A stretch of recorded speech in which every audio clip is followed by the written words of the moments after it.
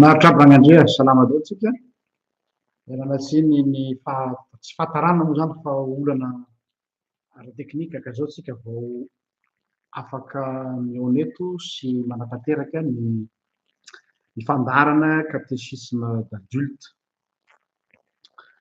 Ny lohateny izay efa nolazaina tamintsika hatramin'ny maraina dia ny hoe miara-mamindra amin'Andriamanitra, izay no fomba nandikako azy amin'ny teny malagasy, fa ny zavatra tena tiana ho tsindriana ao anatin'izany dia ny hoe ny fananana intimité amin'Andriamanitra, ny fananana intimité amin'Andriamanitra, intimité avec Dieu. Ovakiko ihany naizanaty zany ilay description izay napetrakintsika tamin'ny maraina mba ho azontsika ny tiana ho lazaina hoe ity lohahevitra ity ondritsika dia kilasiana ho isan'ny aza mihitsy izy kilasiana ho isan'ny lohahevitra mystique. Ary ny fomba fandinihana zavatra mystique amiko tsy hanao zavatra podrefitra fotsiny fa tsy maintsy miaingana amin'ny soratra masina foana. Io mantsy no fanakianan'ny olona hoe zany mystika zany tsy ara-tsoratra masina ozy ny olona diso be, fa raha y a mystique et mystique, misy mystique olé olé ozy ny fitenenana, mystique le olona le mitsingevana eny amin'ny habakabaka le mpaninofy. Tsika tsy mpaninofy, tsika tsy mpandrevon-gadra fa mipetany tsara mihitsy, zany hoe misy fototra iorenana nefa koa misokatra amin'ny tontolon'ny fanahy. Ka ny fomba andinihantsika amin'ity resaka anankiray ity dia miainga avy amin'ireo atao hoe tranga maningana ao amin'ny soratra masina. Misy zany ireo tranga maningana izay tsy hay manazava azy. Ireny tranga maningana ireny no atao hoe hapax legomenon amin'ny teny grec. Zany hoe misy situation miseho amin'ny soratra masina, indray mandeha ihany tsy miverina ary tsy fahita amin'ny toeran-kafa fa indray mandeha voasoratra dia tsy hita izay hanazavana azy,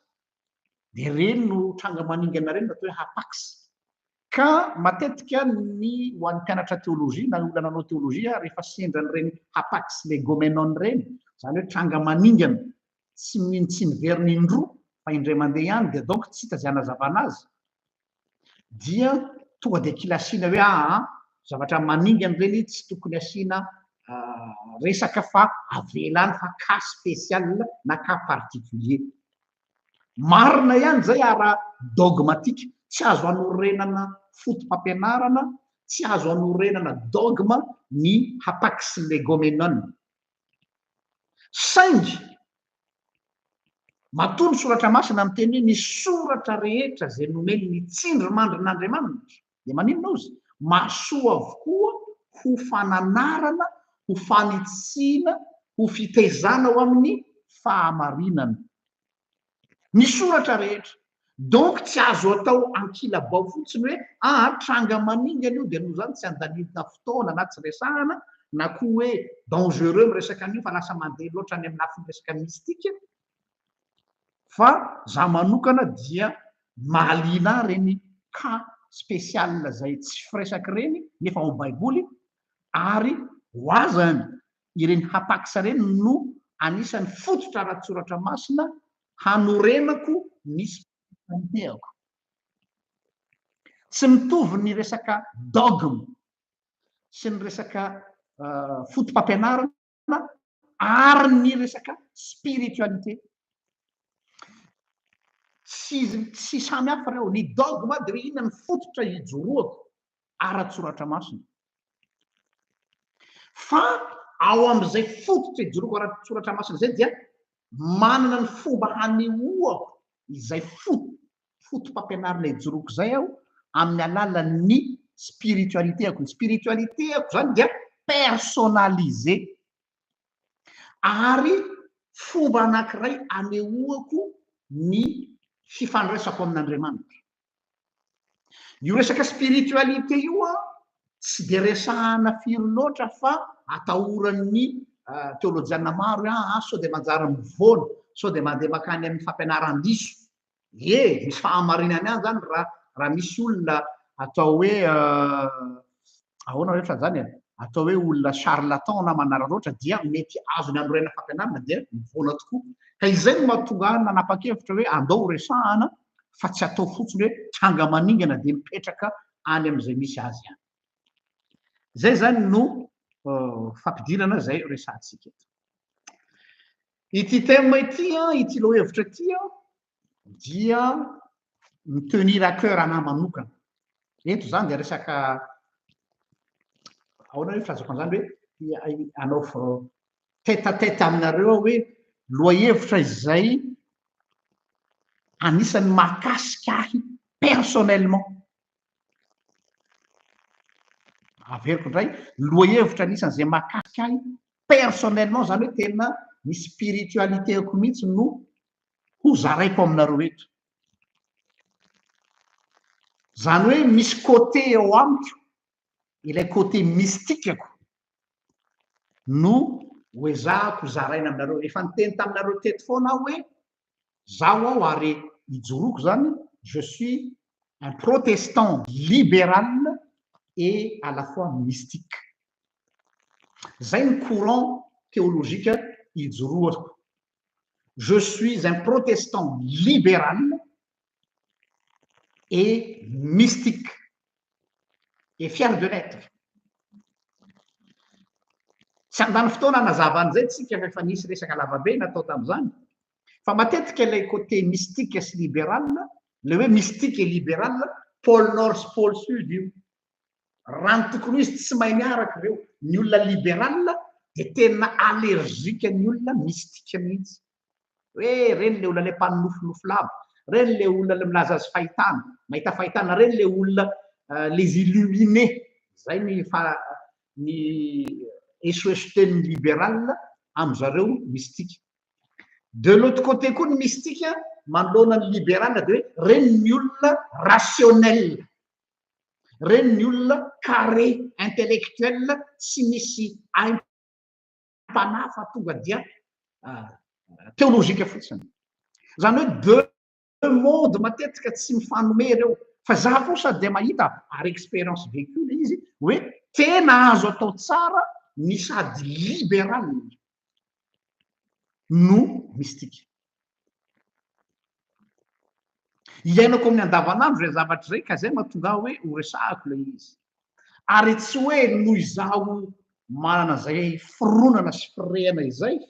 fa raha ny soratra masina anjerena de hitako hoe misy olona anankiroa goavambe ao amin'ny testameta vaovao,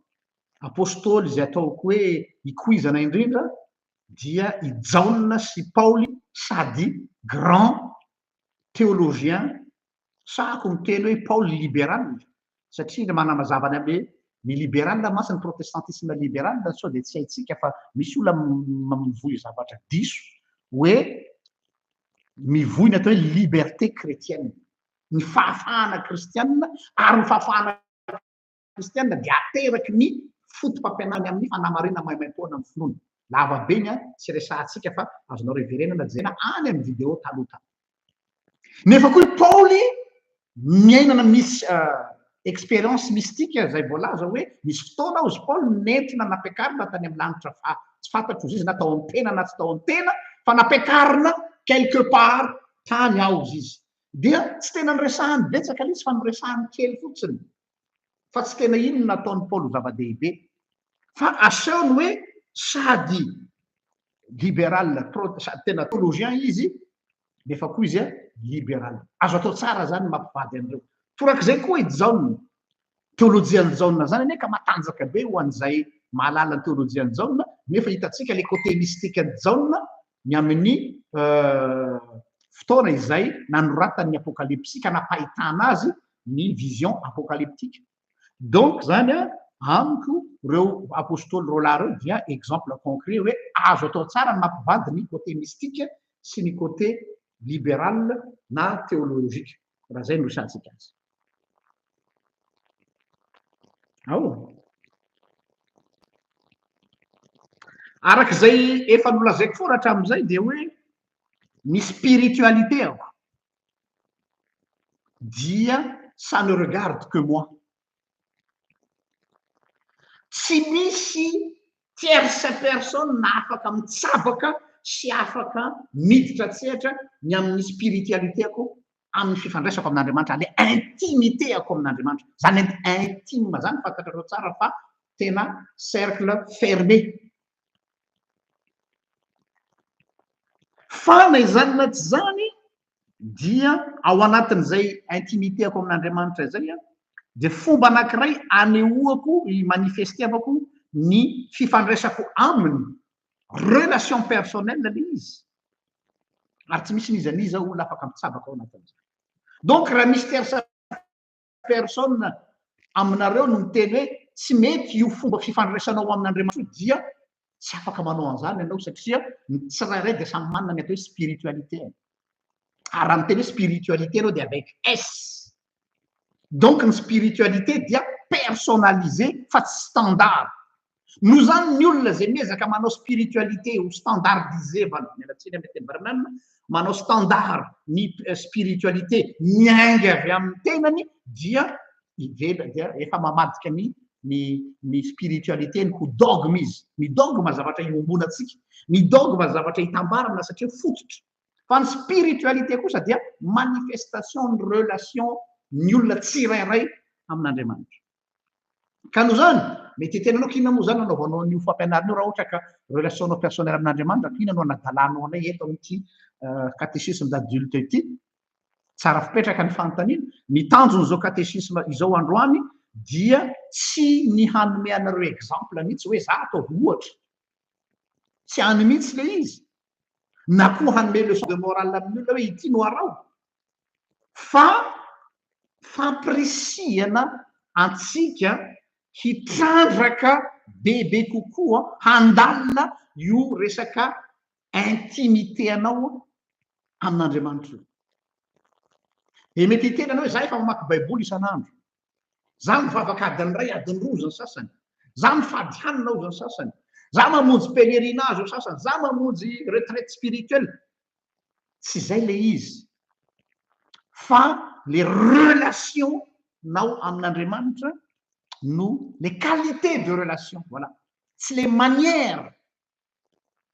tsy le fombafomba rahana hoe ina moa zany natao am'le hoe intimité amin'andriamanitra mandeha mitokamonina ve mitokana amin'ny efitrano mangingina ve de mivavaka ao les qualités de relation tsika amin'andriamanitra an'le intimité tiana atongavana eto za manokana dia anisany mahasarika hatram'izay mihitsy ny kalitaon'ny fifandraisan'andriamanitra sy reo olona vitsivitsy maromaro ao amin'ny soratra masina izay mampitolagaga ary passionné am'le izy ary tsy vitsy aminareo ny malala fa za dia passionné ny amin'ny testameta taloha amin'ny atao hoe vétéro testamentaire nandalina manokana ny amin'ny testameta taloha satria anisany zavatra lehibe hitiavako ny testameta taloha izay na sasany mety miteny ny olona hoe ny testameta taloha zany zavatra efa taloha zany fa tandindona ny ho avy tsy filavana zany tsony eo ny fahadisoantsika betsaka marina fa manambarany amin'ny famonjen'ny Kristy hoe miivo amin'ny Kristy fa tsy zay ihany fa ny ampiasako ny testameta taloha dia afahako mandalina ny spiritualitéko miaraka amin'andriamanitra ny s'inspirer amin'ny spiritualité n'ireo olo malaza ny finoana tsy manao copie-coller tsy manao plagiat hoe zao ny ataony andriamanitra zao ny spiritualité ny Abraham tamin'andriamanitra zao na ny Mosesy zao na ny Jakoba zao na ny Davida fa na izany zany dinihako ireo zavatra ireo hoe ohatry ny ahoana ny spiritualité ny Davida tamin'andriamanitra manahoana ny spiritualité ny Mosesy par rapport am'zany zay samy manana ny azy à partir an'izay aho no ny s'inspirer hoe aiza ho aiza koa ary zaho raha izany ireo mpanompon'andriamanitra ireo manoloana ny aiza ho aiza ny kalitaon'ny fifandraisako amin'andriamanitra tsy resaka spiritualité mba ahavoavonjy zany ny fikendrena eto satria efa ny famonjena dia tsy miankina am'izany fa vie quotidienne averiko foana amin'ny fotom-pampianarantsika dia ny hoe tsy manana fikendrena ny hoe atao ahoana ny atongavako any an-danitra ny fampianarana zay ataoko eto na ny zavatra zay katsahako fa hoe ahoana ny atonga ny ty tany zay tsahako ty mba ho lasa sombon-danitra eo am'izay toerana misy aho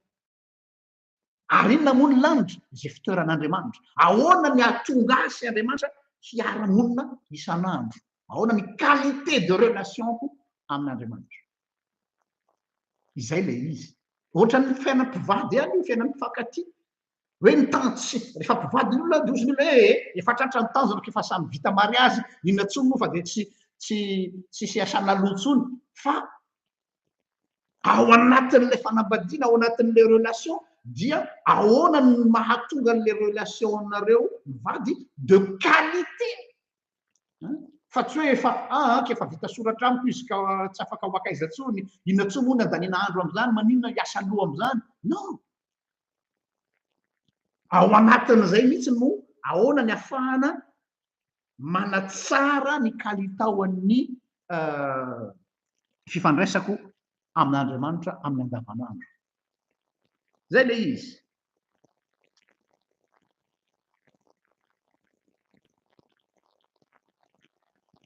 no zany tsy manao kopy aho amin'ny pratikan'ireo mpaminany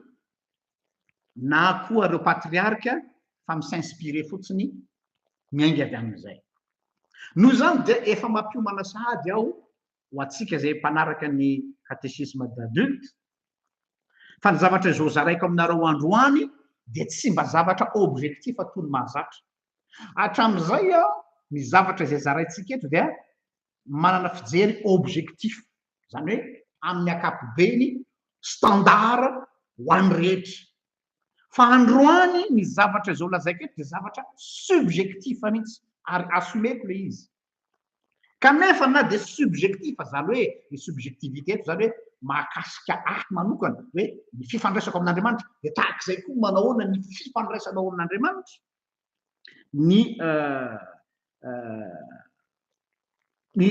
ny zarako zay spiritualité personnalisé zay de tsy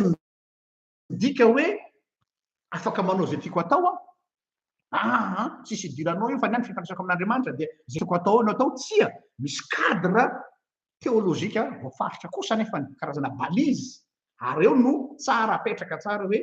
mahafinaritra ny hoe mandeha ao anatina spiritualité be tsika fa aza mandeha gona fotsiny am'izao fa asivo balise mba tsy hivona le izy ndao ary satria ositsika mila balise dia inona ny base scripturaire inona ny fototra ratsoratra masina hanazavako an'ity intimité miaraka amin'Andriamanitra ity na le hoe miara-mamindra amin'Andriamanitra ity amin'ny théologie biblique na ny science biblique testamenta taloha zany na testamenta vaovao ho an'ny exégète mpanao heviteny rehetrarehetra dia misy an'ity voambolana ity zay resahantsika terme technique tao amin'ny description tao amin'ny page tao le atao hoe hapax legomenon io terme io zany somary alalinitsika kely aloha mba ho azonareo hoe fa inony zany zavatra zany hapax legomenon inony zany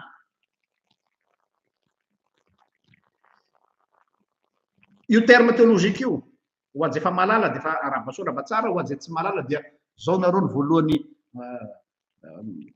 mifandraiky mamaky an'le izy ny atao hoe hapax legomenon ao amin'ny soratra masina satria tsy maintsy jerena ny balise ara-tsoratra masina arositsika hoe ny hapax legomenon no fototra ijorony ara-tsoratra masina lay mysticisme ao amin'le spiritualité tsika dia mety ho voambolana anankiray izy io mety misy teny anankiray indray mandeha ihany no voalaza ao amin'ny soratra masina de tsy miveriny intsony zany hoe tsy misy occurrence le occurrence mantsy hoe tsy miverimberiny occurrence zany mantsy tanao ohatra anao mijery concordance de hoe misy teny anankiray miveriny be de be ohatra hoe veriny impolo intelo inefatra fa misy mo anankiray indraindray zay tsy miverina fa tsy indray mandeha monja ohatrany hoe tao amin'ny toko sy andin'oatra zao ihany no ny voany io teny io de tsy misy tsony nanomboka hatrany amin'ny Genesis ka hatrany apocalypse afa-tsy amin'io verset io hapax ny filazan'izany mety mot, mety verset, mety koa situation anankiray, trangan-javatra anankiray zay tsy niseho indroa eo amin'ny tantaran'izao tontolo zao fa indray mandeha monja no niseho teo amin'ny tantaran'ny olombelona kanefa niseho le izy dia sahirana am'izay tsika miinterpréter an'izy ahoana ny interprétena zany satria matetika masy rehefa miinterpréter soratra masina amin'ny lalànany exégèse dia ampitahainao io tranga niseho io amin'ny tranga mitovitovy amin'io any amin'ny toekafo zay ny fomba fanaovana exégèse zany ny fanaovana hoe exégèse intertextuel zany hoe mila ampitahainao io tranga io zany hoe misy tranga io a misy ohatrin'io koa ohatra tany amin'ny filazantsara mitovitovy amin'io dia ampitahainy mpanao heviteny dia ny fampitahana an'le tranga roa na telo na efatra mitovitovy no ahafahana mamoaka ny hevitry ny teny na ahafahana mamoaka ny définition le izy fa rehefa indray mandeha monja izy no miseho donc tsy misy référence hafa ahafahanao mampitaha azy dia sahirana ny mpanao heviteny dia ozy izy ny mpanao heviteny aloha io avela ambao fa manahirana fa hapakisa io a tsy azo azavaina ce qui est sage comme décision kanefa za manokana tsy afapotsony am'izay fa curieux hoe fa maninona io no mitranga fa maninona io miseho ary justement pourquoi miseho indray mandeha monja dia tsy miverina intsony vao mainka tsy milamina ny saiko dans le sens hoe tsy fataliste am'izao hoe dia avelao hoany fa nino fotsiny any dia point barre fa curieux hoe non tsy maintsy trandrahako tsy fa inona ny azo tsoahana avy amin'izany zavatra zany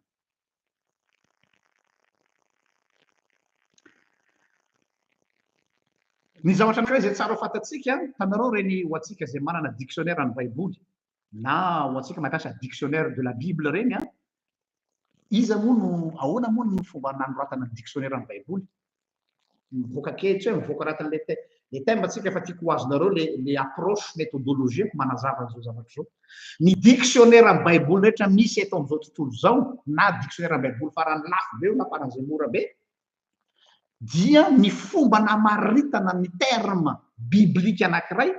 tsy misy olona savant hoe iranona no namaritra hoe zany finoana izany de égale zao dikany iza no nanamaritra an'izany iza ny manana autorité manambara zany sauf any amin'ny finoana sasany zay miteny hoe ny église no mamaritra azy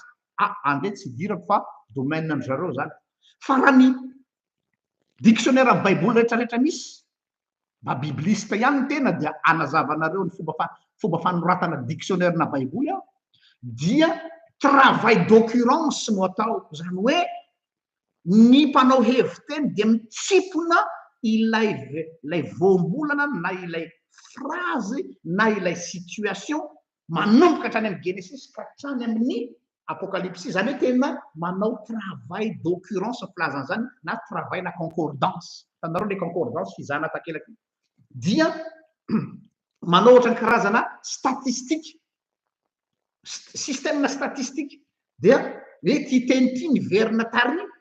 dia niverina tatsy amin'ny abakoka dia niverina tatsy amin'ny agay dia miverina tsy amin'ny malaky dia miverina tsy amin'ny matio dia angonony mpanao heviteny reny dia ataony anaty tableau dia jerena am'izay hoe fa maninona izy le fehezanteny mitovy fa tato izy zao no lazany an'io satria misy an'izao tato dia iny no ahafahany manao dictionnaire ny baiboly zay ny fomba fandrafetana dictionnaire raha tsotsorina akoatran'le teny hébreu teny fototra sy ny sisa zany mahatonga ana miteny an'izay zavatra zay dia eo am'le apakisa zany tsy misy tsy azo faritana satria tsy misy miveriny indroa iza zany no amaritra an'io teny io iza no anazavana io tsy sahanazavana io mety interprétation personnelle mety eritreritra maniditsidina mety lasa description philosophique mety ho scientifique mety émotionnelle mety allégorique tsy fantatro samy manana ny fomba anazavany azy satria tsy misy référence hafa manazava azy satria ny lalàna ny heviteny dia ny soratra masina ihany no manazava ny soratra masina ary araka ny mpandinika ny spécialiste ny testamenta taloha dia misy ao amin'ny testamenta taloha fotsiny misy apakisa 2 na latsaka kely dia lasa ny saiko hoe raha apakisa anankiray fotsiny na 2 fotsiny dia hoe bon sandanitsika fa maninona no misy hapaksa tsy latsaky ny 4 arivo eraky ny baiboly hebraika testamenta taloha anome ohatra anankiray aminareo hapaksa tantarany melkizedeka melkizedeka zay voalaza fa hoe sady tsy misy ray aman-dreny tsy misy olona tany alohany tsy misy olona dia olona ohatr'izao fotsiny tsy fantatra ny momba azy hapaksa zany dia mionona fotsiny ny mpamaky ny baiboly hoe bon zay zany melkizedeka tsy dirana lalina fa tranga maningana iny kanefany a mipetraka ny fanontaniana hoe fa maninona aiza misy olona eto ambony tany izay tsy manana ray aman-dreny nitoirana zany na source qu'est-ce qui se passe de le curiosité intellectuelle anao zany mandeha am'izay fotoana zay anisany hapaksa zany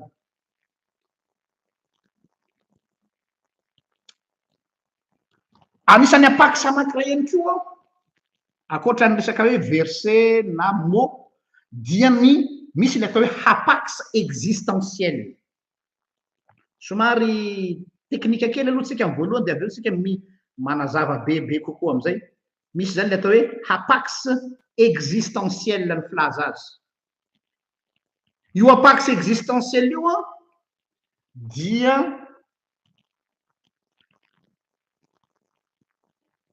ahora re lazantsika zany hoe toe-javatra ny seho situation anankiray mitranga izay tsy mbola misy toazy tany alohany ary tsy misy mitovy am'izany tsony taty afara averiko situation anankiray mitranga eo amy resaka fifandraisana amin'Andriamanitra ny resako eto tsy misy toazy tany alohany ary tsy misy mitovy am'izany taty afara fa indray mandeha montsy hapaksa existentielle zany satria le situation ndray resahana am'izay fotoan'izay io hapaksa existentielle io no m'intéressé a manokana tsy de le hapaksa mot fa le situation ary eo ambonin'izany no anorenako za manokana ny spiritualitéako amin'Andriamanitra manoloana zany zavatra zany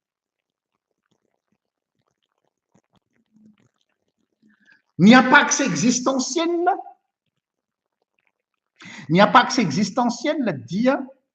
rehefa mitranga amin'ny fiainan'ny olona anankiray zany hoe ny olona rehetra zany za zany eto am'izay tsika zany miditra am'le resaka lafiny mystique am'izay ianao tout être humain peut faire l'expérience d'une hapaksa existentielle io hapaksa existentielle io a indray mandeha tsy miverina eo amin'ny fiainan'ny olona mitranga fa miorienté ny fiainany ray manontolo amin'ny ho avy zavatra anankiray miseho passé tao amin'ny fiainany tena atao hoe choc micrée choc ngezabe indray mandeha amin'ny fiainany tsy miverina indroa tsy miverina ny fanteniny kanefa manova ny tantara-piainan'le olona ray manontolo hatrany amin'ny farany izay mandrapahafatana zany izay le hapaksa existentielle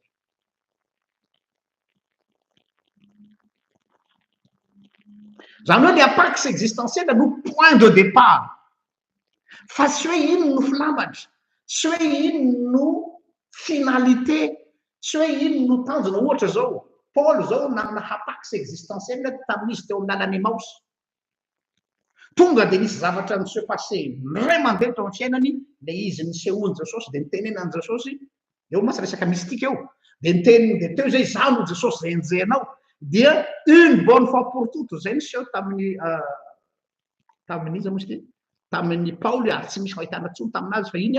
fa iny no point de départ ny Paoly nanova ny fisainan'ny Paul ray manontolo manova ny paradigme ny Paul ray manontolo zany hoe iny zany phénomène déclencheur fotsiny fa tsy iny no filambatra eo zany tsy hitovizantsika am'ireny olona charismatique ireny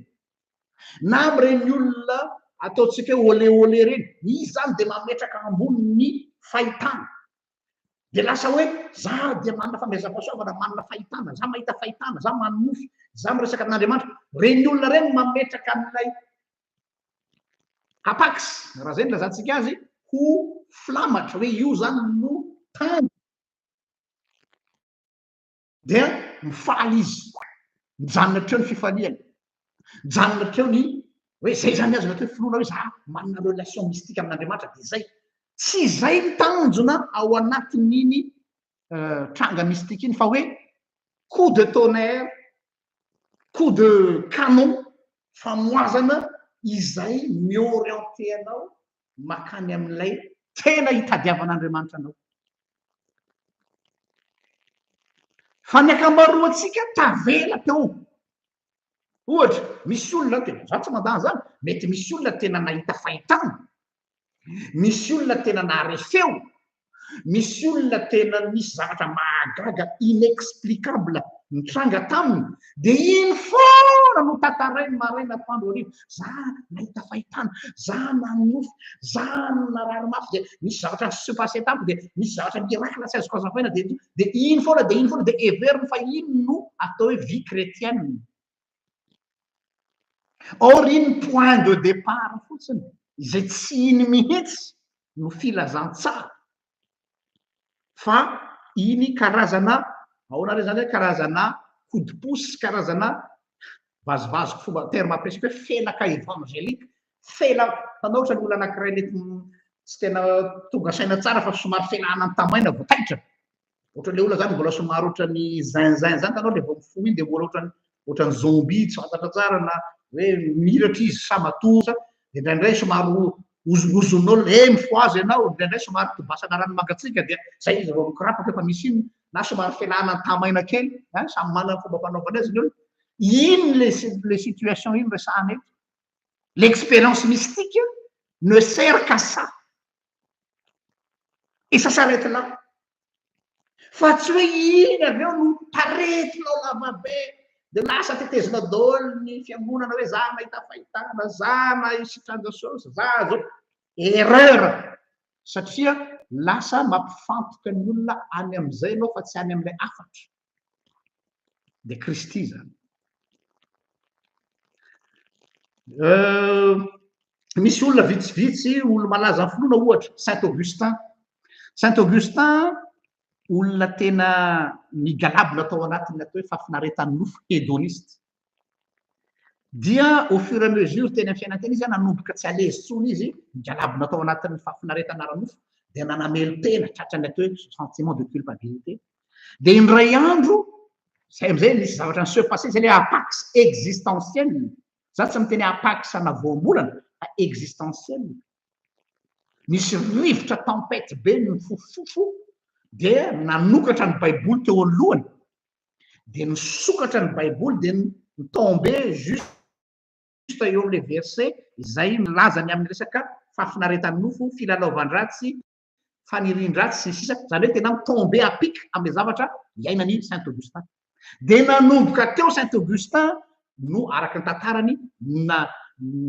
ohatrany hoe choc taminy le izy de natonga azy s'orienter ary miova natonga azy Saint Augustin de jereo tsara ny impact an'ilay apax existentielle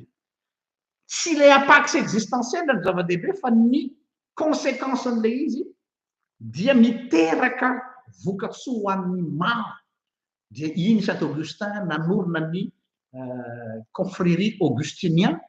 iny Saint Augustin nanoratra an'le hoe la cité de Dieu boky malaza be zany iny Augustin nanoratra ny bokiny amin'ny trinité ary azadiny fa Saint Augustin no atao hoe père spirituel ny Martin Luther satria Paul Luther no nanomboka ny namoazan'Andriamanitra azy Saint Augustin no nanao ny théorie voalohany amin'ny atao hoe péché originel zany hoe lay apax existentielle mystique expérience mystique ny ainany Saint Augustin dia karazana secousse spirituelle rezatsika azy namindra azy ho amina zavatra hafa ka navelany any iny tsy niresany Saint Augustin mihitsy zany zavatra zany fa ny olona mahalala ny tantarany Saint Augustin no mampantatra ny histoire io ary nafeniny Saint Augustin io zavatra io satria tsy zany no message important hoe misy zavatra mystique an'seho taminy fa tena mystique izy exemple faharoa ohatra Descartes ihany koa ho an'ny scientifique Descartes indray alina izy nanofy série 3 séries de rêve en une seule nuit de tena tsy tafandromandra ny lehilahy hoe inona io a de nitaraina tamin'Andriamanitra izy hoe inona ny hevitry zany dia tsy nisy valiteny azo ny akory fa tena nampiasa ny saina izy dia nitravaille azy io niafarany nahatonga ny Descartes namoaka ny reny atao hoe méditation métaphysique zay nampalaza ny Descartes ireny zany hoe tiako tenenina de zao hoe ny expérience mystique zay mety fiainan'ny olona anankiray une fois pour toutes dans sa vie dia miorienté azy any amin'ny zavatra izay kendren'Andriamanitra ho alehany fa tsy iny expérience mystique iny na le apax existentiel iny no filamatra fa le afatra anomentsika ohatra ara-tsoratra masina olona vitsivitsy izay miainana zany expérience zany ohatra zao ny anisan'ny ngezabe anankiray dia ny Kany Mosesy zany de hoe ovakitsika ity référence ity ao amin'ny Deutéronomie toko 430 ny 10 ka hatramin'ny 10 apetrako eto zay Deutéronomie toko Deutéronomie toko 430 10 ka hatramin'ny 10 akiko amin'ny anaran'i Jesosy ary tsy nisy mpaminany intsony niseho teo amin'ny Israely tahaka ny Mosesy izay fantatry Jehova nifanatrika tamin'ny famantarana rehetra sy ny tanao tsy nisy talohany zay le mahapaksa azy tsy nisy mpaminany intsony niseho teo amin'ny Israely tahaka ny Mosesy izay fantatry Jehova nifanatrika tamin'ny famantarana rehetra sy ny fahagagana rehetra tsy nisy tohan'ny Mosesy tany alohany sy taty aoriana sy tamin'ny fahagagana izay nanirahany Jehova azy hataony tany Egipta tamin'ny Farao sy ny mpanompony rehetra ary ny tany rehetra ary tamin'ny herin'ny tanàna rehetra safady sy ny fahampatahorana lehibe rehetra izay nasehony Mosesy teo mason'ny Israely amin'ny teny frantsay izy mazava be kokoa mialatsiny tsy sanatria hoe manivaiva ny tenitsika fa mba azahoantsika azy dia adikako eto ambany eto ny version française mba azahoantsika lay tiako atongavana zao no voalaza amin'ny teny frantsay version française Deutéronome 34 10 à 12 il n'y a plus paru en Israël de prophète semblable à Moïse que l'Éternel connaissait face à face. Nul ne peut lui être comparé.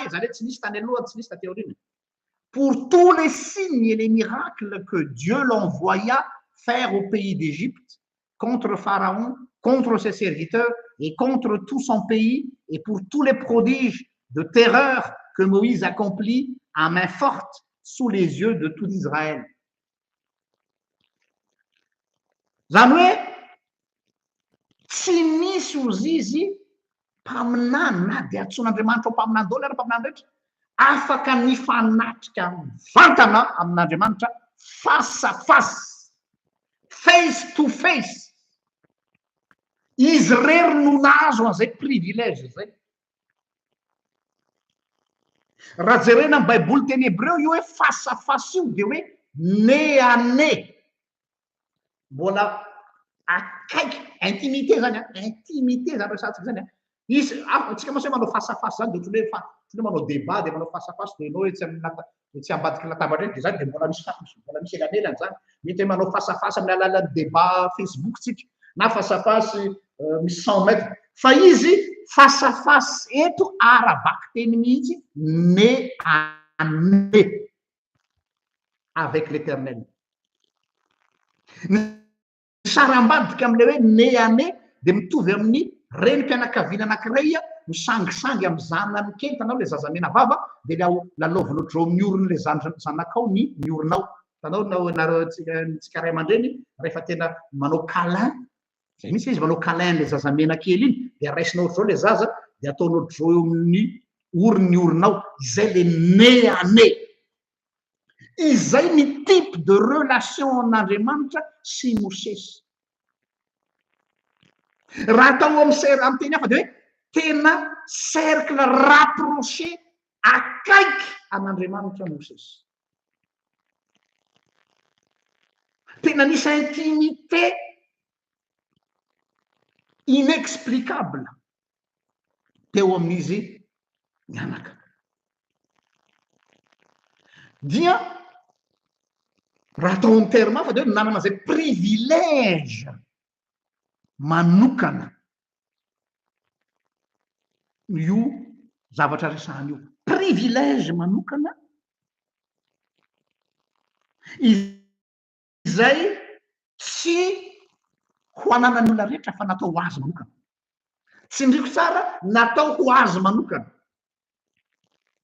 Tonga de fantatro anatin'ny eritreritra hoe karaha zany zany pastera ohatrany manavakavaka zany Andriamanitra. Misy favoritisme zany ao amin'Andriamanitra. Misy népotisme zany ao amin'Andriamanitra. Misy ohatrany hoe alaka bika sy tiako tare misy olona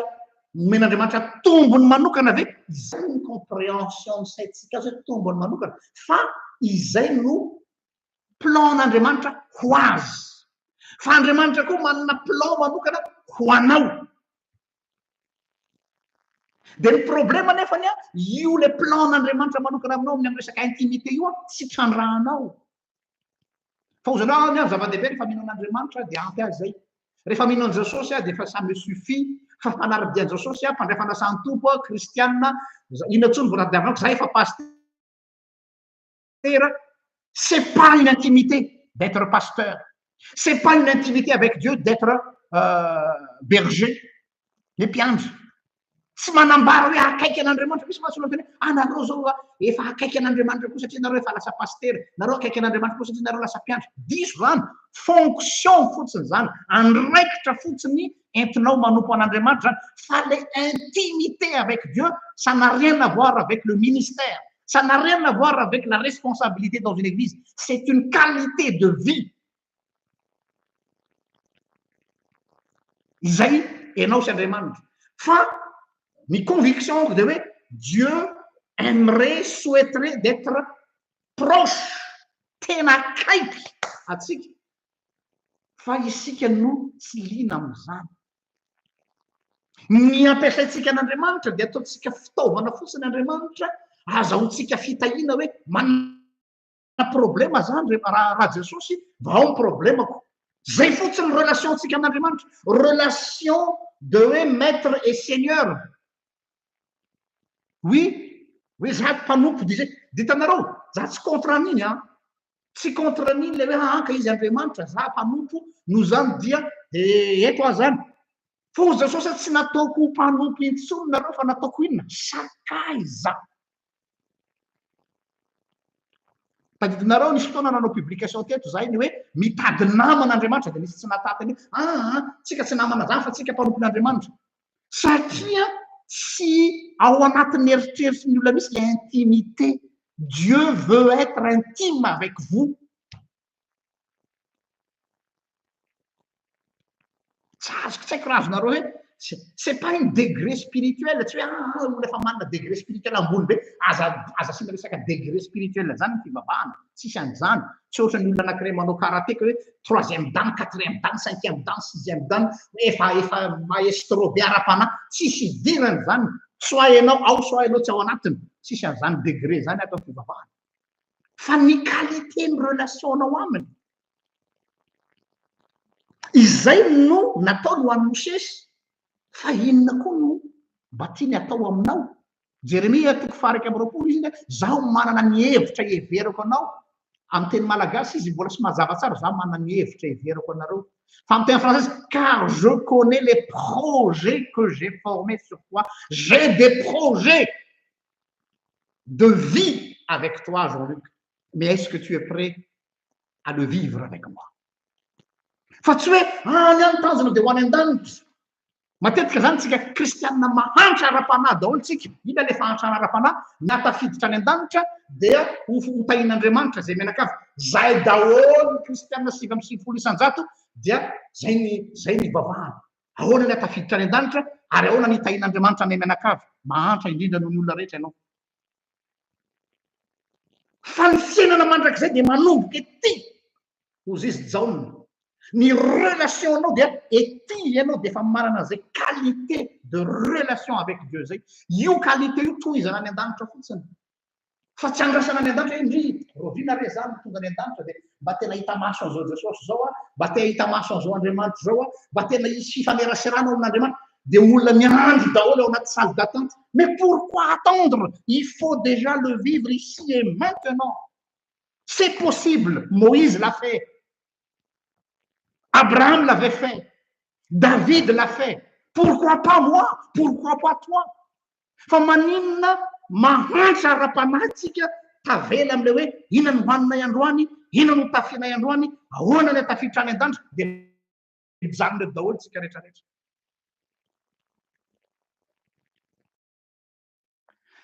zay le izy invitation le hoe venez midira ao anatin'le intimité avec Dieu ajanony am'izay le fahazazana ara-panahy tokoa inona le fahazazana ara-panahy io mbola veriko any ahoana ny tafiditra any an-danitra ary ahoana ny azoko fitahina amin'Andriamanitra fa midira am'izay ao am'le atao hoe lehilahy lehibe amin'ny finoana sy vehivavy lehibe amin'ny finoana hoe ahoana ny ananako qualité de relation avec mon Dieu ici j'attends pas là-haut ici maintenant c'est possible tsy angano zany tsy idéalisme zany tsy resaka fantasme spirituel zany c'est logique c'est possible ary efa ny zay mahatonga anahy mandinika hoe zay ny tiavako tesa nandinika ny fiainan'ny Abrahama nandinika ny fiainan'ny Mosesy nandinika manino reny olona reny ny jouir zany zavatra zany tsy le fahagagana esora anatin'ny sainareo le hoe nandresy firenena maro izy tsy resaka fahagagana fa le qualité jereo le fomba frais le fomba fifandraisan'izy sy Andriamanitra eritrereto mbola tsy misy Jesosy tam'izany dans le sens hoe tsy nisy hoe l'existence fa mbola tsy nampiabanina tamin'Andriamanitra tamin'ny ala Jesosy isika aza zao efa manana Jesosy efa ao amin'ny Kristy vao mainka tokony misokatra amin'ny daladala be ny varavarana or mahantra daholo ny ankamaroan'ny kristianina mahantra ara-panahy ty koesana eto comment se fait-il or le Christ nous a ouvert la porte grande dia tsika se contenter fotsiny am'le hoe minimum kazana service minimum daholo ny ataotsika ka tsy privilège io fa faveur zay ngamba ny mo tandrifiko tsy privilège no nomen'Andriamanitra ny Mosesy fa faveur dia zay koa nan'Andriamanitra te hanome anao zay faveur zay izy fa tsy hitovy amin'ny Mosesy kosa anao fa manana moyen d'intimité be dia be Andriamanitra manakarepasoavana izy zay le manakarepasoavan'Andriamanitra afaka midécouvrir intimité hafa fa tsy voatery voafetra amin'ny intimité Mosesy sy Abraham sy David sy sisy atsika fa Dieu est libre justement zay les divinités de Dieu zay le manana possibilité be dia be zay no zany dia mitanjona amin'ity catéchisme daditandro aty dia hoe midira amin'ny step manaraka ary avako inona ny mahafatifaty anao isan'andro vao miratra ny masonao dia fangatana Jesosy eo taino sakafonay Jesosy eo ampio ny vadiko Jesosy eo sitrano Jesosy eo omeo an'izao Jesosy eo omeo an'ity Jesosy eo ataovy makany an-danitra ray Jesosy zay fotsiny ve ny fiainanao mandra-pahafaty mais c'est pauvre comme vie chrétienne c'est pauvre comme vie chrétienne or nous avons une possibilité éternelle immense nous avons le Dieu illimité dia nefa tsika mianina am'le zavatra kely io foana dia io foana ny tangilisina maraina atoandro hariva io ndray ny rytanontony io zavo mba hananany fiainana sady hananany be dia be le hananany fiainana hoe qualité abondance tsy hoe zavatra lava be c'est une abondance une vie abondante Mais oui, c'est possible, c'est pas un rêve. Hébreu toko faefatra dimy fahenina amby folo milaza an'izany. Amin'ny teny frantsay koa izy eto. Mialatsiny afa lay version frantsay no hitako hoe malaza azy be dia be. Hébreu toko faefatra andimy fahenina amby folo.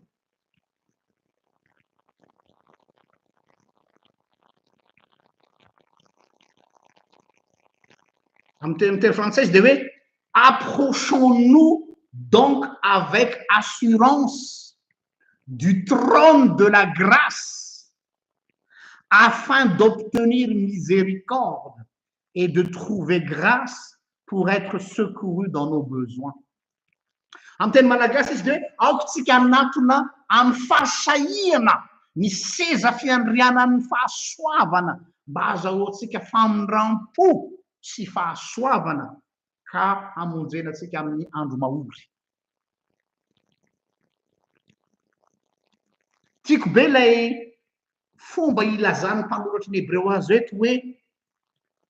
oser s'approcher du trône de la grâce. Sahia manatona ny seza fiandrianan'ny fahasoavana. Jereo le image ampiasainy paradoxale fa tsy contradictoire.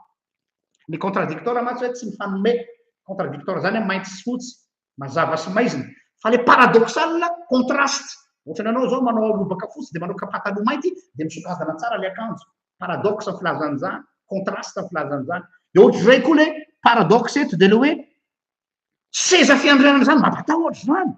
Toeram-boninahitra zany, seza fiandrian'Andriamanitra zany manerinero. Kanefa ozy izy seza ny fahasoavana, trône de grâce. Tsy trône royal. Raha trône royal dia normal be, misy protocole arahana, misy arifenitra tsy maintsy ajaina, misy dingana tsy maintsy tanànao, zay ianao vao tafavoaka ao fa sao dia miditra fahatany eo. Fa eto dia hoe mazozo sy alalana hanatona ny seza pahasoavana io tsika. Trône de grâce.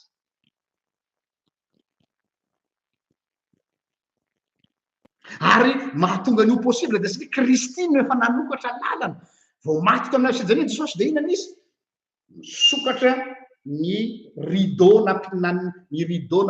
nanelanelana ny efitra masina indrindra sy ny efitra masina. Dia ozy tsika hoe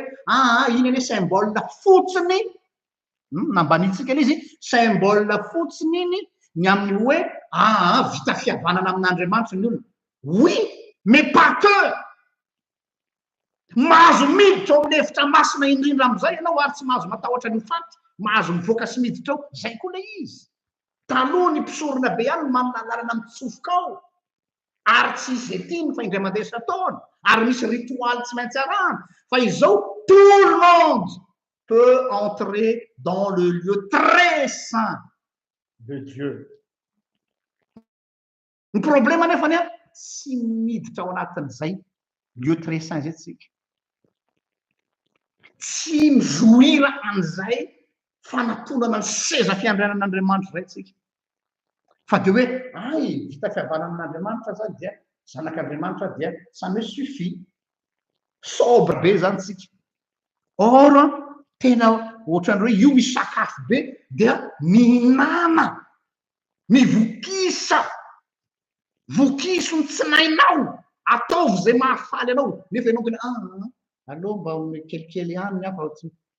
zay ohatr'izay le sary.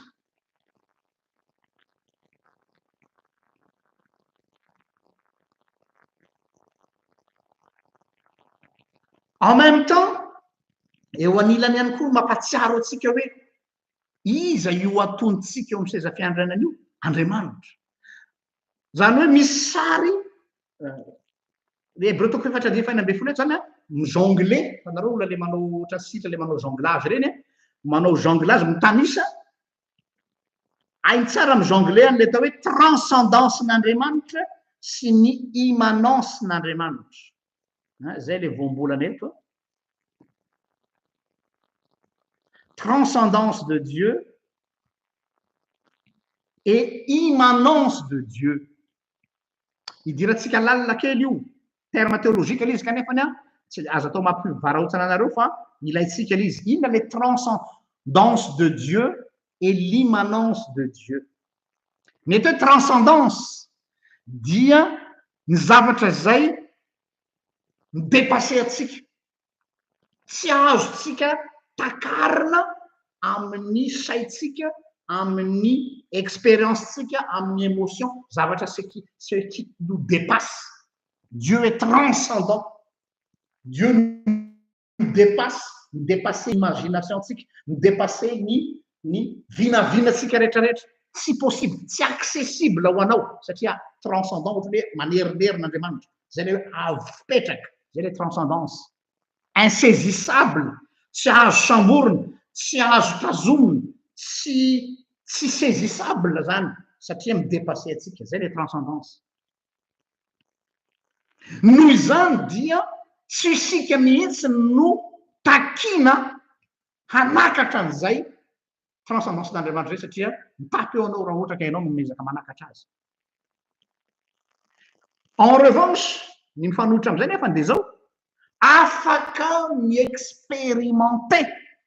miditra anatin'le resaka intimité de Dieu am'izay tsika afaka mivivre sy miexpérimenter io transcendance n'Andriamanitra io am'izay anao a rehefa Andriamanitra no mamangy anao. Averiko, rehefa Andriamanitra no mamangy anao dia afaka misaisira an'ilay transcendance n'Andriamanitra anao. Zany hoe religion descendante zany izy fa tsy religion ascendante ilay izy. Zany hoe Andriamanitra mihitsy am'izay fotoan'izay no midina eo aminao.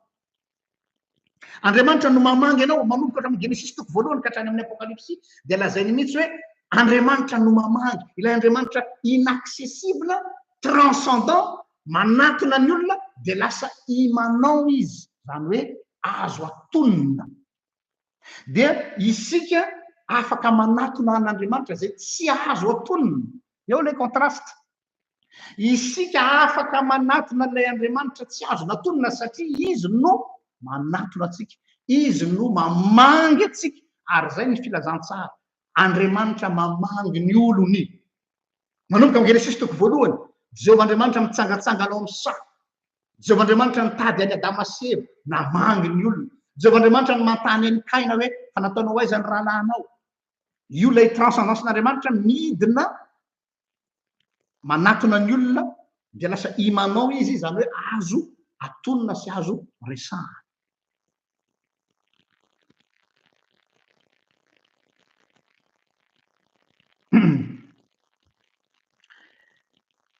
Ka ao amin'ny baiboly ray manontolo hatramin'izay dia Andriamanitra foana no maka ny initiative, Andriamanitra foana no maka ny décision hoe izy no miseho, izy no manambara tena amin'ny olona ka na dia zavatra insaisissable amintsika le izy na zavatra tsy azotsika takarina sy atonina dia afaka mifaneraserana aminy. Io natonga ny Marie Picaty tamin'ny fotoana zay namanginy anjery azy. Ahoana ny ahatanteraka izao amiko? Tsy le resaka le hoe zaho tsy manambady dia ahoana ny ahatoejaza nefa zaho tsy manambady, tsy any, fa le hoe tsy takatry ny sain'ny Maria hoe zaho zay olona bitika ety ve no vangin'Andriamanitra. Ary iny famangin'Andriamanitra ny olona iny no expérience mystique. Tsy azonao azavaina mihitsy hoe ahoana ny herin'ny avo indrindra no hanalika anao,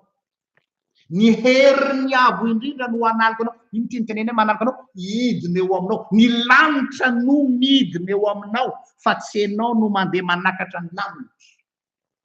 Io ny filazantsara. Ny lanitra no midina mamangy ny tany fa tsy ny tany no manakatra ny lanitra. Ary zay navoan'ny tilikambo Babely, miezaka hanakatra ny lanitra dia catastrophe. Fa rehefa Andriamanitra no mamangy ny olona, mamangy ny tany dia mitondra fiainana izany.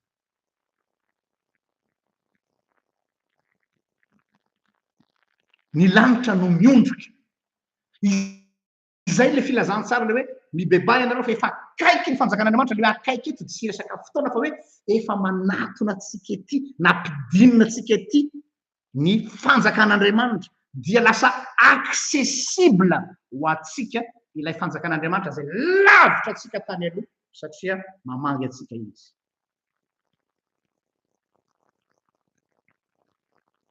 ao a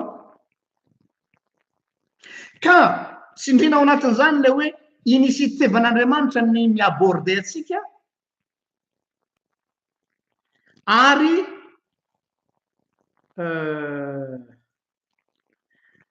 tsy araky ny namaritatsika azy sy mieritreretantsika azy ny fomba isehony amitsika fa manao effort andriamanitra manao ezaka be mihitsy andriamanitra mba ahafahatsika misezira azy mba ahafahatsika manatona azy dia mitady ny fomba rehetra andriamanitra anatonana atsika ohatra miseho izy amin'ny alalan'ny roimeny tamin'ny mosesy miseho izy amin'ny alalan'ny anjely miseho izy amin'ny alalan'ny zavatra be deaibe zany hoe andriamanitra mihitsy zany no manao ny effort rehetrarehetra ahafahana manatona atsika fa ity tsy azo faritana izy areo le mystère azo atonona izy satria izy manatona fa rehefa manatona atsika izy dia tsy haitsika ny mamaritra azy jereo zany hoe roimeny zany ahoana moa ny ahafahanao midécrire hoe azo mirehitra tsy mety levona ny sens ambadika dia hoe indescriptible satria andriamanitra tsy azo faritana nefany afaka manatona ny zavatra indescriptible io izy raha matsikaritra nareo eraky ny soratra masina jamais andriamanitra rehefa miseho dia mivery ny indroa ny fomba fisehoany indray mandeha ihany izy tamin'ny voalohany izy tamin'ny mosesy dia niseho tamin'ny alalan'ny roimeny fa maninona jesosy jehovah tsy niseho tamin'ny alalan'ny roimeny tsony après mba nandinika an'izay le tsika tamin'ny voalohany andriamanitra niseho tamin'ny mosesy tamin'ny alalan'ny roimeny dia rehefa niseho tamin'ny manaraka izy tsy amin'ny alalan'ny roimeny tsony misy dikany satria tsy iny fisehoany aminao iny no izy fa iny no ahafahany manatona anao fotsiny ao tsy iny ny fomba nisehoany tamin'ny mosesy iny no izy fa iny no ahafahany manatona ny mosesy dia rehefa manaraka izy dia tamin'ny alalan'ny andry afo ndray dia avy eo izy amin'ny alalan'ny andry rahona ndray dia avy eo izy amin'ny alalan'ny anjeny jehovah mpitaritarify ny lanitra ndray avy tsebahoty dia avy eo izy miseho amin'ny endrika be deaibe zany hoe tsy tian'andriamanitra mihitsy zany izy idina ao anatina contexte na ao anatina fatorana anankiray fa miseho amin'ny endriny maro samihafa mba tsy ahatonga atsika heritreritra hisezira azy hoe ohatr'izao andriamanitra jereo tsara zao raha jerentsika ny soratra masina mba tsy ahatonga atsika ho alay-panahy idécrire an'andriamanitra na ohatr'izao zany andriamanitra zany tao amin'ny zaridaina zao tao amin'ny saedena ohatrin'izy andriamanitra monsieur manifesté amintsika izy comme un paysagiste anareo zany paysagiste zany ohatran'ny spécialiste na jardin malaza rety anao le mpikarakara ny jardin ny château de Versailles zao paysagiste filazatsy fa tsy jardinier tanao le nanao ny sa nikarakara ny sa paysagiste dia jereo ny parallèle an'izay paysagiste zay ary amin'ny jesosy nitsangana tamin'ny maty rehefa nifanena tamin'ny Marie Magdalene izy dia nevery ny Marie Magdalene ho mpiandro ny saha ohatran'ny misy tantara mitovy amin'izay tany aloha tany tsy fantatry Marie Magdalene ho jesosy izy fa neveriny ho mpiandro ny saha le mpiandro ny saha eto jardinier intéressant le parallélisme jardinier taorinan'ny résurrection no nahafantarany Marie Magdalene azy dia tahak'izay koa tary amin'ny saedena paysagiste ny fomba fisehoan'andriamanitra satria andriamanitra tsy afaka miseho amin'ny maizy azy amin'ny olona fa mba ahafahany manatona ny olona dia miseho amin'ny endrika hafa izy dia jereo zany le fisehoan'andriamanitra zany hoe tsy tian'andriamanitra izy zany ho voafaritra fa miseho amin'ny olona izy amin'ny alalan'ny endrika maro mba ahafahany manatona ny olona izay ny important n'andriamanitra tsy ny ahafahanao midécrire azy hoe ohatry ny ahoana zany andriamanitra zany tsy izay ny important amin'andriamanitra fa ny afahany manatona anao sy miresaka aminao io no ambony amin'andriamanitra resy tamin'ny abrahama miseho manifeste ohatrany ao n'andriamanitra amin'ny alalana voyageur nomade nandalo nisy tela hitany abrahama eny lavitra eny de rehefa tazany eny lavitra eny ozy hoe reny avy eo izy nahita hoe indro ny tompo de niakoroka teo an-tongony izy de hoaizy nareo reto ohatrany hoe vahiny mandalo étranger de nefany fantatry mosesy tsy mosesy fa fantatry abrahama hoe ny tompo io de niakoroka teo anatreny izy de nanome azy ina milaza zany nanome azy sakafo zay petrahany eo miaraka taminy teo de mampatsiaro lay teny eo amin'ny hebreo toko voalohany andininy voalohany zany hebreo toko voalohany andininy voalohany ahoana ny voalaza ao hebreo toko voalohany andininy voalohany mialatsy fa lasa le amin'ny teny frantsay foana no lasa fa ao adikako ihany amin'ny teny malagasy hebreo toko voalohany andininy voalohany de dikako le amin'ny teny malagasy de zao no voalaza ao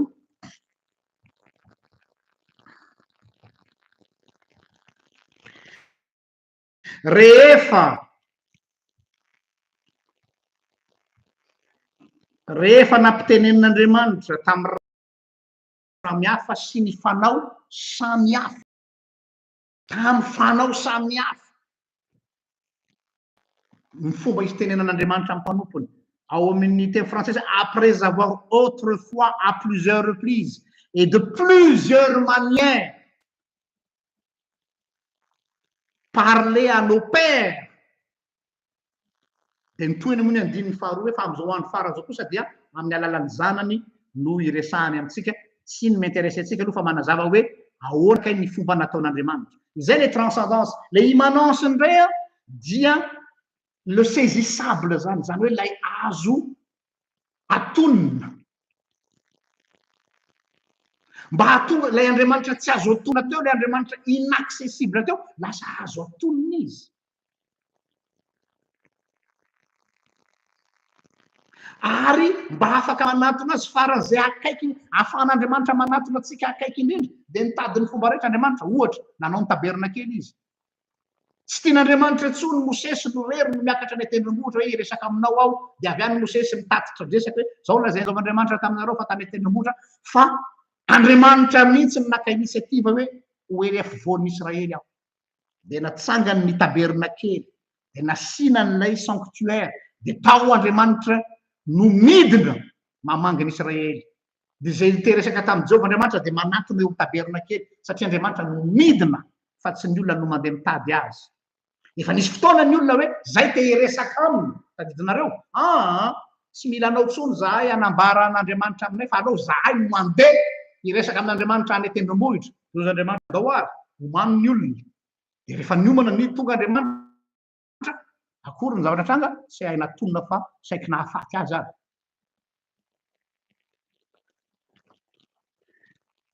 ka ny kahany Isaia mpaminany koa anisan'ny zavatra tena mampieritreritra be ahy mihitsiny ny kahany Isaia mpaminany Isaia toko fahenina andininy voalohany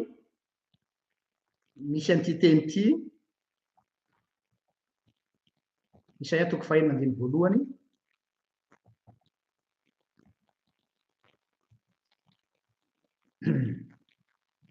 tamin'ny taona nafatesany Ozia-mpanjaka no nahitako ny tompo nipetraka teo ambony seza fiandrianana avo sady manerinerina ary ny eban'eban'akanjony nahafeno ny tempoly navirina io mazava tsara io tsy misy fanazavana hafa mihitsy fa eto dia mety ho sahirana ny teolojianina rehetra mety ezaka anao heviteny arak'izay azony atao hanazavana an'io manoloana zao fa possible ve mifanatrika amin'andriamanitra nahazo an'izay privilège manokana zay Isaia théologiquement parlant tsy mitombony zany tsy nilaza akory zay nahita maso nahita nitavan'andriamanitra izy fa nifanatrika tamin'Andriamanitra. Ka anankiray koa i Abrahama afaka niara-ny sakafo tamin'Andriamanitra. Intimité tsy misy ohatr'izany zany fiarahamisakafo zany angamba ny faran'izay akaiky indrindra. Tsy nisy tranga nisy ohatrany io tao amin'ny soratra masina tany aloha sy tany tearivo hoe iza ny olona afaka niara-ny sakafo tamin'Andriamanitra, tsy nisy afa-tsy Abrahama. Faveur manokana nomena azy zay. Raha izay no misoratra masina, andeha aritsika hijery amin'izao vanim-potoana misy atsika zao, tsika amin'izay no resahana. Ilaza kana zaza anankiray aho, anankiroa ho resahako androany zaza. Fa ny anankiray vazaha, ny anankiray gasy. Ny zavatra resahako eto dia mety ho hi-créer choc amin'ny tsirairay hoe tsy izy zany zao satria tsika masy zatra le zavatra rationnel, le zavatra azo azavaina, fa ritra amin'ity monde mystique ity dia zay le hoe miditra ao anatin'le monde tontolo insaisissable ianao, kanefany ilay tontolo insaisissable no manatona anao eo amin'le toerana misy anao dia afaka mi-expérimenter an'le izy. De normal be rehefa manazava an'io tsika no sarotra ny manaiky azy satria tsy voambolan'olombelona na ny fiainan'ny olombelona ty no afahana manazava azy. Nisy an'ilay vehivavy anankiray atao hoe Akiane Kramaric. Akiane Kramaric izay raha tsy diso ny anarany. Izay tantarana tovovavy kely anankiray tamin'ny taona 1970 izay 5 taona monjy izy tao anatina fianakaviana athée. Fianakaviana athée tsy kristianina izy, donc tsy nanana contact tamina resaka soratra masina, tsy nanana contact tamina resaka fivavahana. Indray andro io Akiane Kramaric io tsy hita tao an-trano, tsy nivoaka tany ivelany, midiny trano, nanjavona, elle a disparu pendant 6 heures. Nefa izy tao ihany raha ny tena marina fa tsy hita ny ray aman-dreniny. Dia natsona ny polisy, natsona daholo nanaovana ny recherche anak'izy, tsy hita. Or tsy zazany lalao tany an-tokotany ka hoe mety nisy nanao kidnapping na nandeha nitsoaka tany amin'ny, tsy hita mandritra ny adiny enina.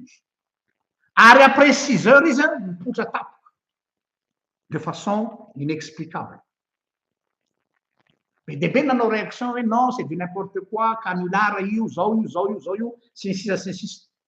Za tsy miditra ny amin'izay, fa misy zavatra tiako hisarena ny saintsika amin'io. Après an'io expérience pendant 6 heures tsy nateo an'io Akiane Kramaric io dia nanomboka nanao dessin izy, nanao tableau. Nefa jamais izy tsy mbola nanao formation na peinture na formation na dessin, fa ohatran'ny zaza rehetrarehetra mety hoe manao dessin ao an-trano fa tsy mpanao an'izany mihitsy izy. Tapitapika eo izy manana désir te hanao tableau, de mitovy amin'ireny mpanao hosodoko ireny, de nanao sarina hosodoko be dia be izy, de nisy hosodoko anankiray nahavariana nomeny anarana hoe le prince de la paix ny titran'ilay tableau. Dia ny sary mipoitra eo amin'ilay tableau, mandeha moa ny commentaire an'ny olona hoe heverin'ny olona hoe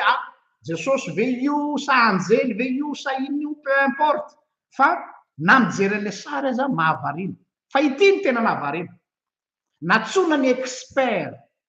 en peinture rehetrarehetra nijery an'ilay peinture nataony Akiane Kramaric, valeur estimative an'ilay peinture $1 million. Or olona tsy mbola nanao peinture hatramin'ny ainany no nanao ity zaza ity. Ny miintéressé manokana dia tsy tena hoe sary Jesosy ve io nataon'io, zay aloha zany le adevitra hoe tena hoe manao hoe le prince de la paix ny nataony teo amin'ilay soratry ilay tableau. C'est pas là le plus important. Fa nana ny important amiko dia ity. Le vehivavy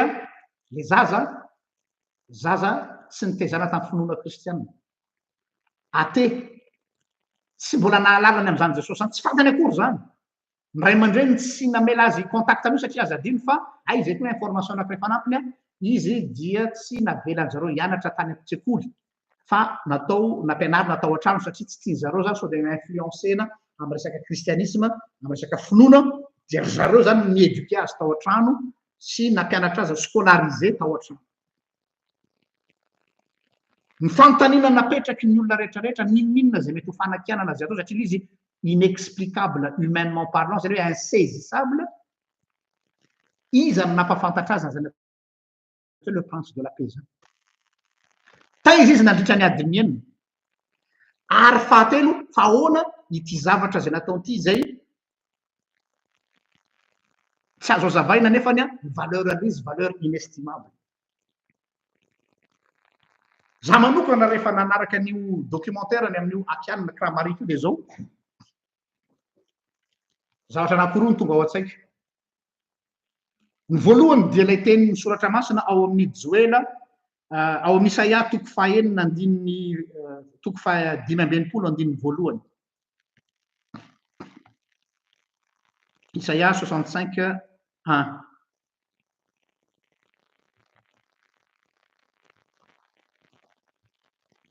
Notadiaviny zay tsy naniry ahy aho, tsy naniry aho, sy hitany zay tsy nitady. Hoy izaho tamin'ny firenena zay tsy natsoina tamin'ny anarako, inty aho, inty aho. Notadiaviny zay tsy naniry aho. Salam kanto zazy ity zany. Elle n'a pas cherché à savoir izy io. Tsy fantany akory io. Tsy nilazaina azy akory fisiny zany. Hitany zay tsy naniry aho ary ary zaho tamin'ny firenena zay tsy natsoina tamin'ny anarako hoe inty aho. Misy koa le verset ao amin'ny Joela toko fahatelo andininy voalohany sy faharoa. Joela toko fahatelo andininy voalohany sy faharoa. Zao ny voalaza ao ny anaran'i Jesosy. Ary rehefa afaka zany dia andatsaka ny fanahiko amin'ny nofo rehetra aho, dia minany ny zanakalahinareo sy ny zanakavavinareo,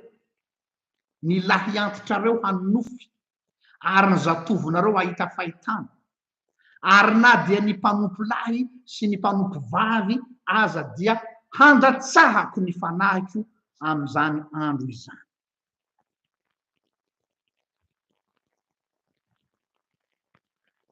Inona ny tiako resahana? Démocratisation raha zay ngamba filazantsika na vulgarisation an'ilay vision zay tsy natao an'ny mpaminany rery intsony tany amin'ny testamenta taloha fa accessible ho an'ny olona rehetra.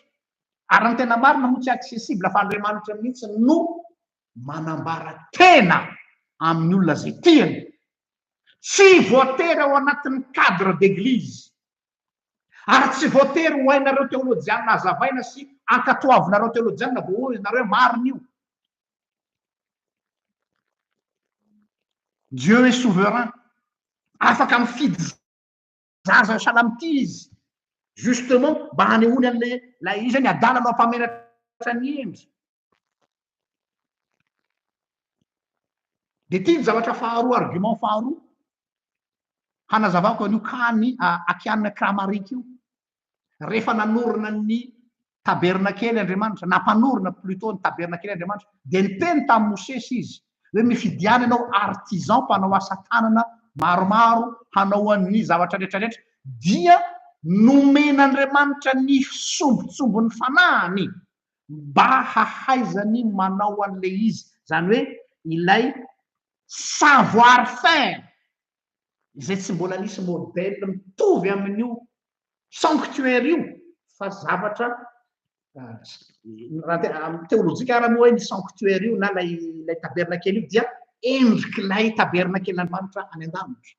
Donc tsy misy modèle type mitovy amin'io. Raha ohatra anao zao architecte, ohatra anao zao olona mpanamboatra zavatra dia hoe efa nianaranao tany amin'ny université, tany amin'ny tsy haiko architecture, fa zavatra vaovao tsy misy mihitsy. Dia nomen'Andriamanitra ny fanahiny artisan nahafahana mita an'ilay tabernakely selon ny plan tao amin'Andriamanitra. Na le savoir faire dia efa mystique zany, efa fanambaran'Andriamanitra tena amin'le olona, amin'le fahaiza manao tahaka nataony tamin'ity tovavy kely akianina kramarika ity. Mety afaka midiscuter tsika hoe tsy mariny io na tsy mitombony io tsy maninony fa za personnellement dia j'adhère complètement dans le sens hoe c'est possible. Tsy le sary no tiako tsindrina hoe sarin Jesosy tsy m'intéressé akory le sary. Oui, mahafinaritra be mijery le sary impressionnant fa ny tena mahavariana dia hoe fa avy aiza no nahafahanty zazy ty manao an'izany après an'le zavatra miaina. Fa iny avelantsika ary satria olona lavitra any Amerika zany dia ohatsika any an-dafy zany paster fa sao de n'importe quoi. Fa ity témoignage zay fantatro manokana ity personnel. Tovavy kely anankiray zay tsy tononoko eto ny anarany izay tsy narary tsy farofy no lavay ny afatesany dia nandray cahier dia nanoratra tamin'ny cahier dia manoratra ohatra ny tia Arianina akiany kramarika ity manoratra tsy fantany akory ny zavatra soratany. Ianao tsara expérience mystique ity tsy fantany akory ny zavatra nosoratany fa dia manoratra izy dia napetrany tamin'ny fianakaviany hoe tia afatra ho anareo dia niomana izy ny alina nandro misasa mitafy le akanjo faran'izay tsara indrindra dia nitsotra teo am-pandriana dia maty izy ny maraina. Sarotra be nampionona ny fianakaviany tamin'izay maty le zaza. Fa avy eo ity am'izay le zavatra mistika ny tranga noraisina le cahier hoe ity no afatra napetrany nefa izy eo tsy mahafantatra ny izy ny sorotany akory. Hainareo ny soratra atao anatin'le izy ty phénomène nisy ty tsy angano fa témoin zany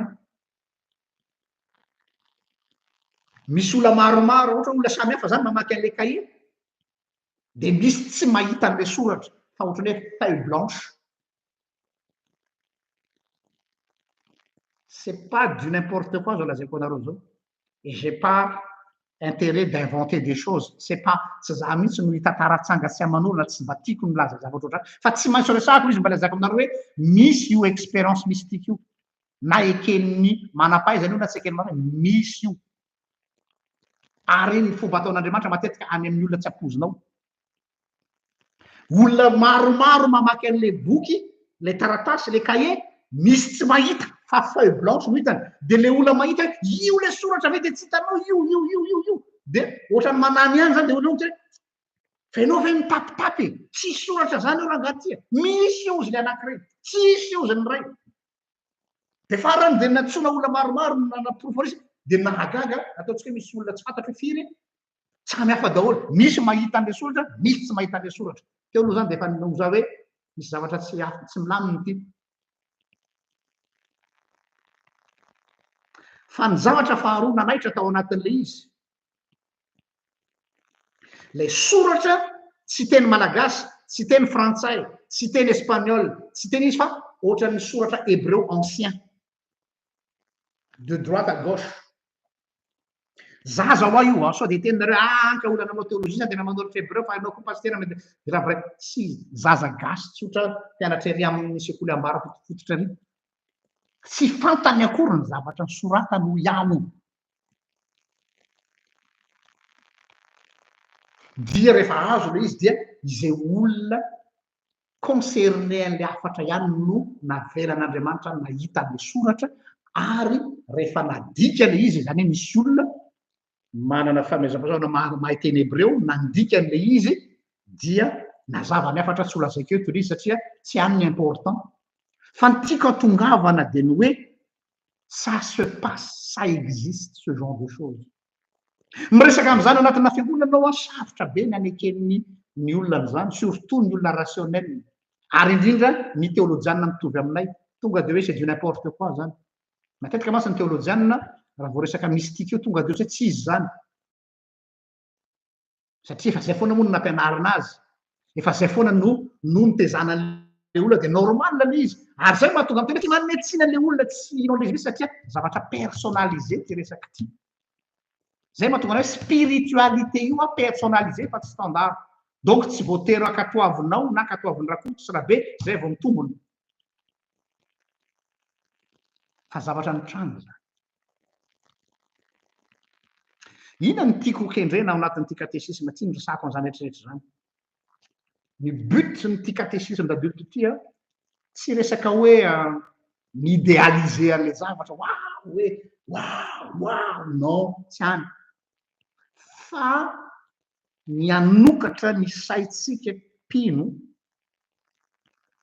hoe aza négligénareo io côté mystique io za tsy miteny ataovy ambony be hoe io no katsahany tsy any koa no zany ho aminareo tsy fantatro matoa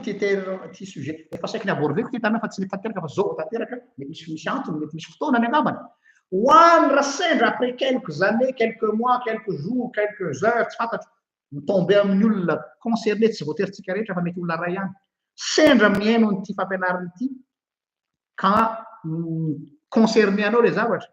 na mahakasiky anao na hoe misy zavatra miainanao tovitovy am'izany fa tsy hoe mitovy tandremo akombony vava dia tsy ilaina ny mitantaran'izany amin'ny olona za eto raha mijoro vavolombelona tsy zaho no concerné tam'le zavatra fa olona fa saingy matoa navelan'andriamanitra ho fantatro izy dia ilaina zany mba ahafahana manafatra ny olona koa hoe mety hisitrango zany